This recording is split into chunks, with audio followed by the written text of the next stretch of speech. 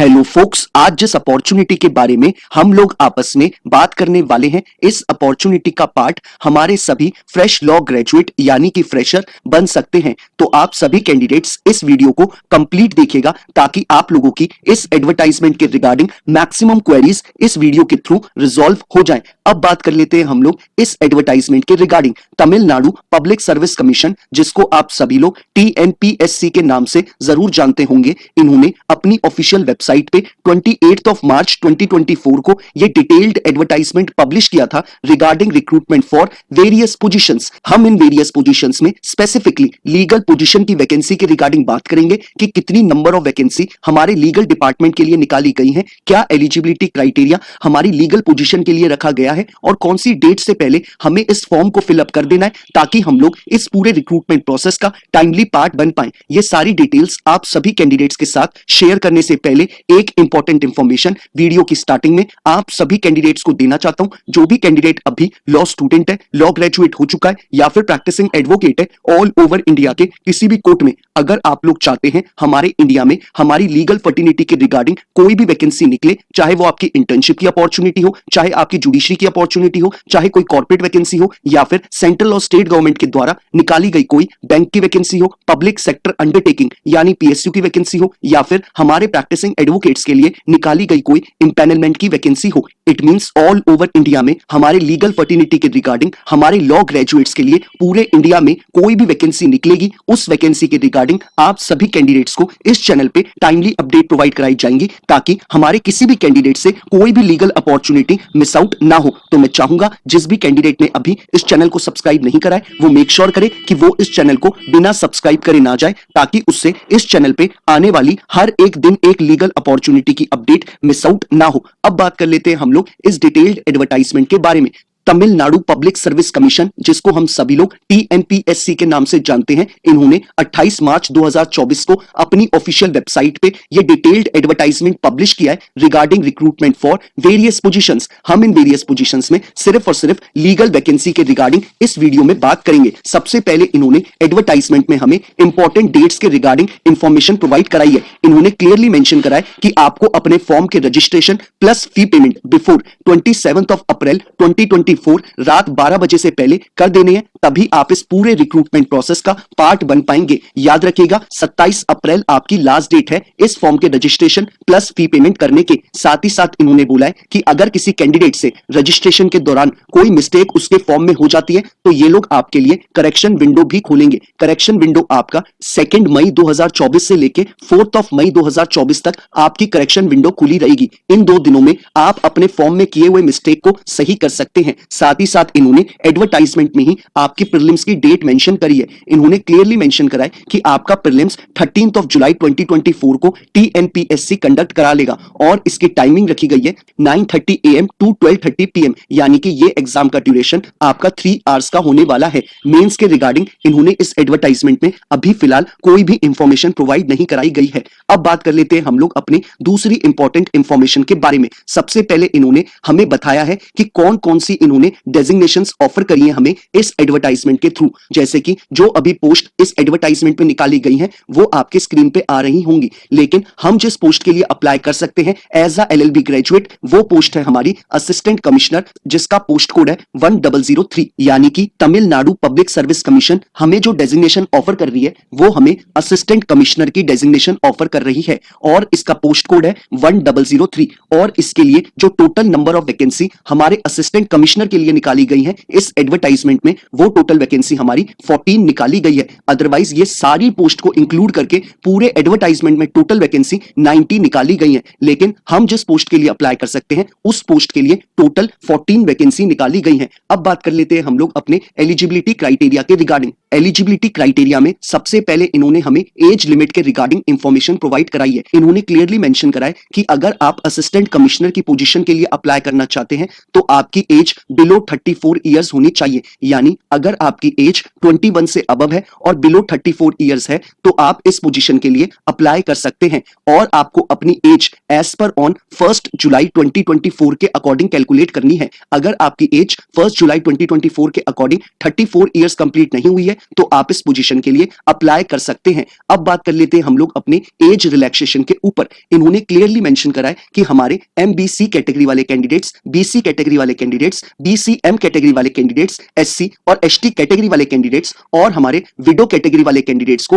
Total 5 साल का age relaxation provide करा गया है। यानी उनके लिए जो एज लिमिट हो जाता है वो हमारा 39 ईयर्स का हो जाता है। तो ये इन्होंने हमें एज लिमिट के रिगार्डिंग इंफॉर्मेशन प्रोवाइड कराई है। अब बात कर लेते हैं हम लोग इसमें एजुकेशनल क्वालिफिकेशन के रिगार्डिंग। इन्होंने क्लियरली मेंशन करा है असिस्टेंट कमिश्नर की पोजीशन के लिए अगर आप अप्लाई करना चाहते हैं, एजुकेशनल क्वालिफिकेशन में इन्होंने 4 प्रेफरेंसेस रखी हैं। इन्होंने सबसे पहले में मेंशन करा है कि अगर कैंडिडेट के पास बीकॉम की डिग्री होगी, एलएलबी की डिग्री होगी और साथ ही साथ उसके पास डिप्लोमा भी होगा टैक्सेशन लॉ में, तो वो इनके लिए एक डिजायर्ड कैंडिडेट होगा, वो इनके लिए एक प्रिफर्ड कैंडिडेट होगा।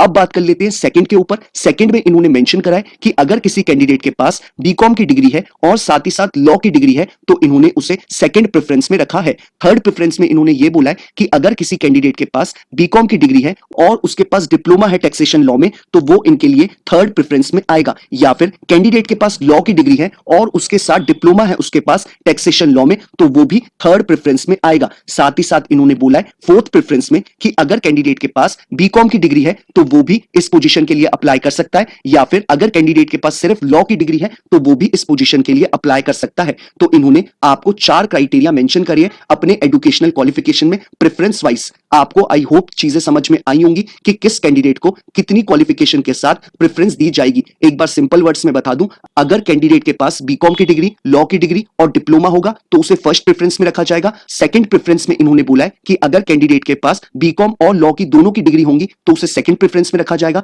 थर्ड प्रेफरेंस में इन्होंने बोला है या तो कैंडिडेट के पास बीकॉम की डिग्री हो या फिर लॉ की डिग्री हो और साथ ही साथ उसके पास टैक्सेशन लॉ में डिप्लोमा हो तो उसे थर्ड प्रेफरेंस में रखा जाएगा।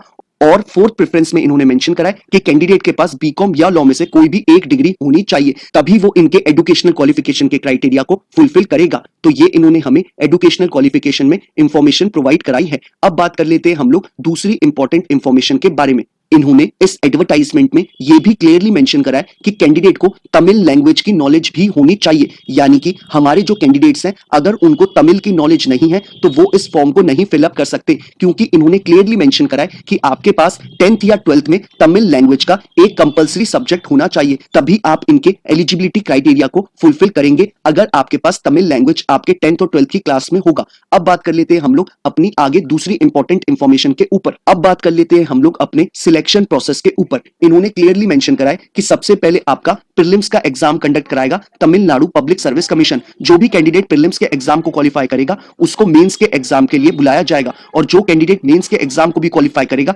फाइनली उसको इंटरव्यू के लिए बुलाया जाएगा तमिलनाडु पब्लिक सर्विस कमीशन के द्वारा। साथ ही साथ अब बात कर लेते हैं हम लोग अपने एग्जाम पैटर्न के ऊपर। इन्होंने क्लियरली मेंशन करा है कि आपका प्रीलिम्स का एग्जाम टोटल 300 नंबर्स का होगा और ये एग्जाम आपका ऑब्जेक्टिव टाइप का होगा, यानी आपको मल्टीपल चॉइस क्वेश्चन में से कोई एक करेक्ट आंसर को चूज करना होगा। साथ ही साथ इन्होंने बोला है कि आपके प्रीलिम्स के एग्जाम के 2 पार्ट होंगे। पहले पार्ट में आपसे जनरल स्टडीज के रिगार्डिंग क्वेश्चन पूछे जाएंगे और जनरल स्टडीज के आपके 175 क्वेश्चन होंगे। पार्ट 2 में आपसे एप्टीट्यूड और मेंटल एबिलिटी टेस्ट के रिगार्डिंग क्वेश्चन पूछे जाएंगे जो कि आपके 25 क्वेश्चन होंगे। टोटल ये एग्जाम आपका 200 मार्क्स का होगा। ड्यूरेशन इसका आपका 3 आवर्स का होगा। साथ ही साथ इन्होंने क्लियरली मेंशन करा है कि आपको प्रीलिम्स के एग्जाम में जनरल कैटेगरी वाले कैंडिडेट्स को 120 मार्क्स स्कोर करने होंगे, तभी वो प्रीलिम्स को क्वालिफाई करेगा। और हमारे SC, ST, MBC, DC, BC और बीसीएम कैटेगरी वाले कैंडिडेट्स को मिनिमम 90 मार्क्स स्कोर करने होंगे, तभी वो इस एग्जाम को क्वालिफाई करेंगे।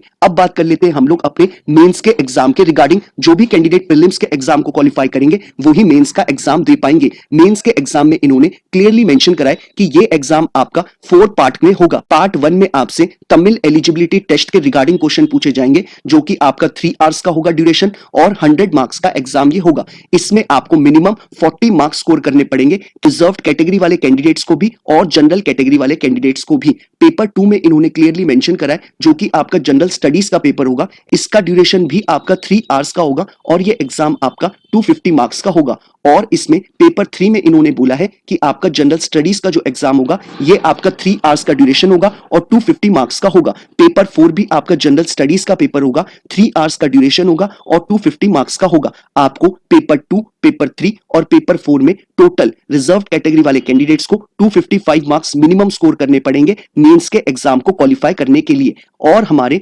अनरिजर्व्ड कैटेगरी वाले कैंडिडेट्स को आउट ऑफ 750 में से 340 मार्क्स स्कोर करने पड़ेंगे, तभी वो मेंस के एग्जाम को क्वालिफाई करेंगे और उन्हें इंटरव्यू के लिए बुलाया जाएगा। अब बात कर लेते हैं हम लोग अपने इंटरव्यू के रिगार्डिंग। इंटरव्यू का एग्जाम आपका 100 मार्क्स का होगा, तो ये इन्होंने हमें एग्जाम पैटर्न के रिगार्डिंग इंफॉर्मेशन प्रोवाइड कराई है। अब बात कर लेते हैं हम लोग इसमें एग्जामिनेशन फी के रिगार्डिंग।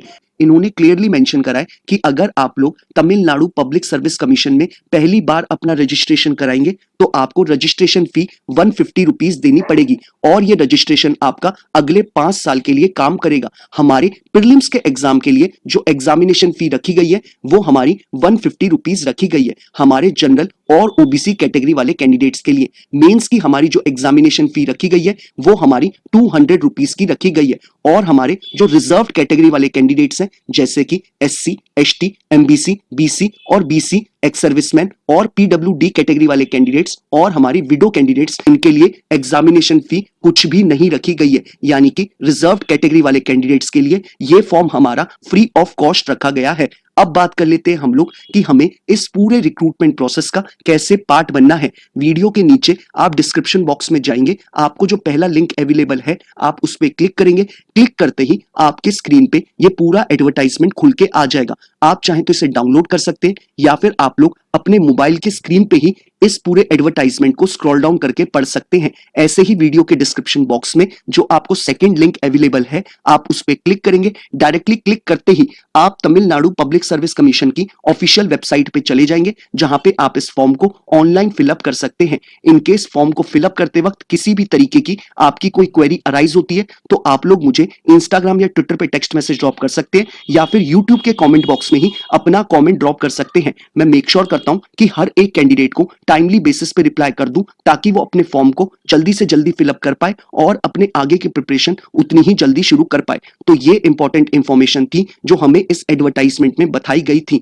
बाकी आप सभी कैंडिडेट्स को एक बार याद दिलाना चाहूंगा, 27 अप्रैल से पहले आपको फी पेमेंट प्लस रजिस्ट्रेशन कर देना है, तभी आप इस पूरे रिक्रूटमेंट प्रोसेस का पार्ट बन पाएंगे। साथ ही साथ मैं आप सभी कैंडिडेट्स को बताना चाहता हूं कि अगर आपको ये वीडियो पसंद आया तो लाइक शेयर जरूर करिएगा और अगर आप लोग चाहते हैं कि ऐसे ही हर एक दिन आपको एक लीगल अपॉर्चुनिटी की अपडेट मिलती रहे तो मेक श्योर करिएगा कि चैनल को बिना सब्सक्राइब करे ना जाएं। Thank you so much.